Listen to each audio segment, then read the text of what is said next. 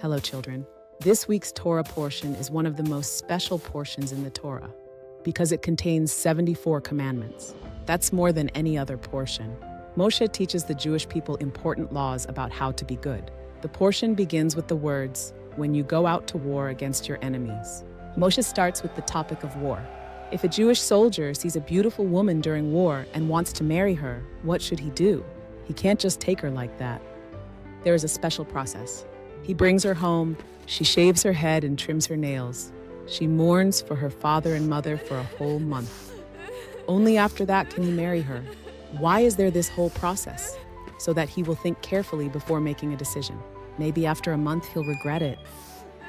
One of the most famous laws in the portion is about the rebellious and defiant son. If there is a child who is rebellious, does not obey his parents, is defiant, rebels against them, is a glutton and a drunkard, eats and drinks excessively and does not improve, even though his parents rebuke him, then the parents can bring him to the court and say, "This son of ours is rebellious and defiant. He does not listen to us." The Torah wants to teach us how important it is to honor one's parents.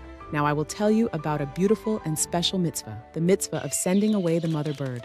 If you see a nest, if a bird is sitting on the eggs or on the chicks, and you want to take the eggs, you must first send away the mother bird.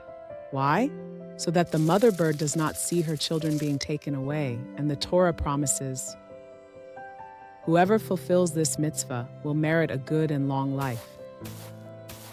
By the way, I'll tell you that this mitzvah arouses great mercy from God towards the Jewish people, because when the dove returns to the nest and does not find the eggs, she goes before God and cries about it, and her crying arouses mercy from God upon his children.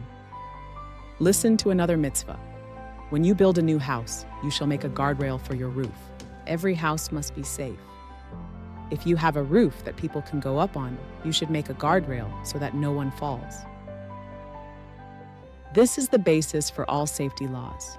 We must make sure that the house, the yard, everything is safe. Moshe teaches another law, which is called kilayim. It is forbidden to plow with an ox and a donkey together, and it is forbidden to wear shatnez, a garment woven of wool and linen together. It is forbidden to plant your vineyard with mixed species. Do not sow different seeds together in your vineyard. After that, the Torah mentions the mitzvah of tzitzit. You shall make yourself twisted threads on the four corners of your garment. This is the basis for the mitzvah of tzitzit, so that we will always remember God's commandments. On every garment with four corners, there must be tzitzit, so that we will always remember God's commandments. Moshe teaches additional important laws about money and loans. If we give a loan to someone, it is forbidden to take interest from them. If someone cannot repay the loan, he can give collateral, but it is forbidden to enter his house to take the collateral. You must stand outside and he will bring out the collateral. It is forbidden to take as collateral items that a person needs for his livelihood. Now the Torah teaches several laws on various topics. If you hire a worker, you must pay him on the same day and not delay his payment. Each person is responsible only for his own sins. A child is not punished for what his father did. Always be fair with vulnerable people, strangers who came from other nations, orphans, and widows. Commandments related to the poor, called leket, shikha, and peah. Leket, when harvesting and some stalks fall, leave them for the poor. Shikha, if you forgot a bundle in the field, do not go back to take it. It belongs to the poor. Peah, leave a corner of your field for the poor, and in this way you will receive a blessing from God. If the court decides that someone deserves lashes, there are laws. Even someone who has sinned is still our brother. We must not humiliate him.